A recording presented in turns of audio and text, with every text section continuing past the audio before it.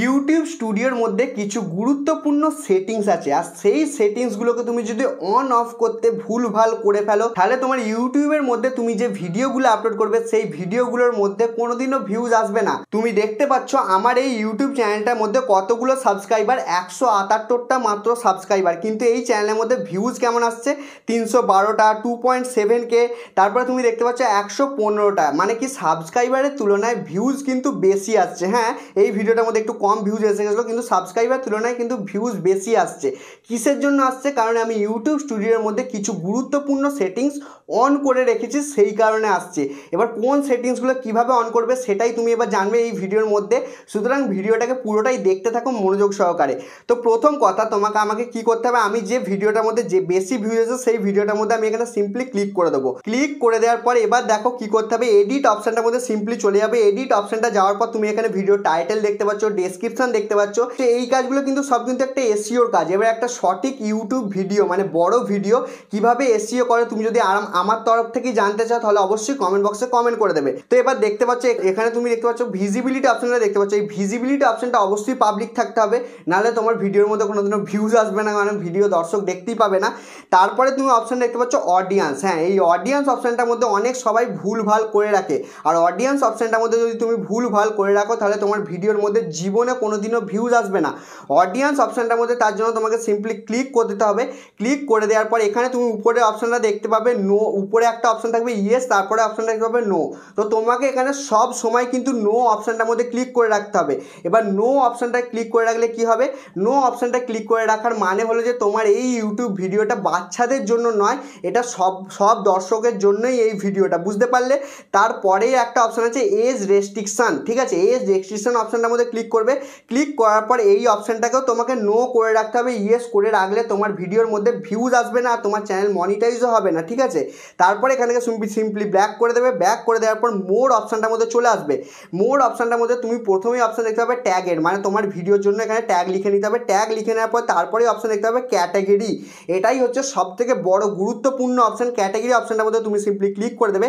Click করে দেওয়ার পর তুমি যে বিষয়ে ভিডিও বানিয়েছো, হ্যাঁ, যে বিষয়ে ভিডিও বানিয়েছো সেই বিষয়ে তোমাকে কিন্তু এখানে ক্যাটাগরি সিলেক্ট করে নিতে হবে।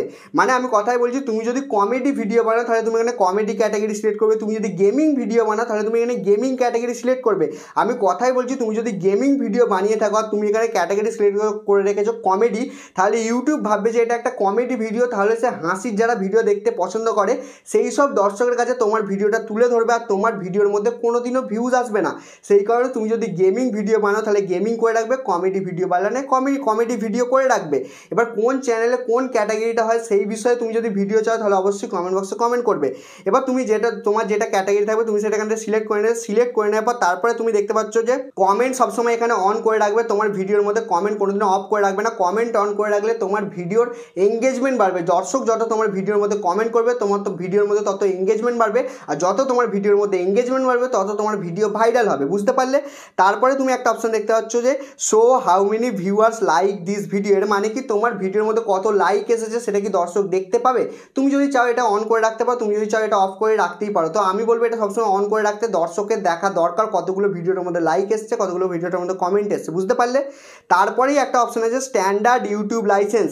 এর মানে কি, তারপরে স্ট্যান্ডার্ড ইউটিউব লাইসেন্স মানে হচ্ছে যে তুমি দেখতে পাচ্ছ এখানে স্ট্যান্ডার্ড ইউটিউব লাইসেন্স লেখা আছে, তারপরে লেখা আছে ক্রিয়েটিভ কমন্স লেখা আছে। এবার দেখো এর মানে হচ্ছে তুমি যে ইউটিউব ভিডিওটা আপলোড করছো সেই ইউটিউব ভিডিওটা কি তোমারই ভিডিও, মানে তুমি লাইসেন্সের মধ্যে রাখতে চাও নাকি ক্রিয়েটিভ কমন্সের মধ্যে পাঠিয়ে দিতে চাও। যদি তুমি এখানে ক্রিয়েটিভ কমন্স করে রাখো তাহলে তোমার ভিডিওটা যে কেউ ডাউনলোড করে ইউটিউবের মধ্যে আপলোড করতে পারবে, তুমি তাকে স্ট্রাইক দিতে পারবে না। কিন্তু তুমি যদি এখানে স্ট্যান্ডার্ড ইউটিউব লাইসেন্স করে রাখো তাহলে তোমার ভিডিওটাকে তুমি শুধু মানে ব্যবহার করতে পারবে, তোমার ভিডিওটাকে অন্য কেউ ডাউনলোড করে আপলোড করতে পারবে না। এটার মানে হচ্ছে সিম্পল উদাহরণ হচ্ছে এটা। তো এখানে অবশ্যই তুমি স্ট্যান্ডার্ড ইউটিউব লাইসেন্সই করে রাখবে।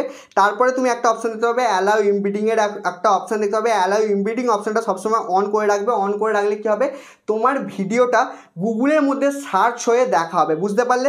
তারপরে নিচে একটা অপশন থাকবে ডিলিট ফ্রম ইউটিউব, মানে কি তুমি এই ভিডিওটা ডিলিট করে দিতে চাও। তো অবশ্যই আমি এই ভিডিওটাকে ডিলিট করতে চাই না, সেই কারণে ক্যান্সেল অপশনের মধ্যে ক্লিক করে দিলাম।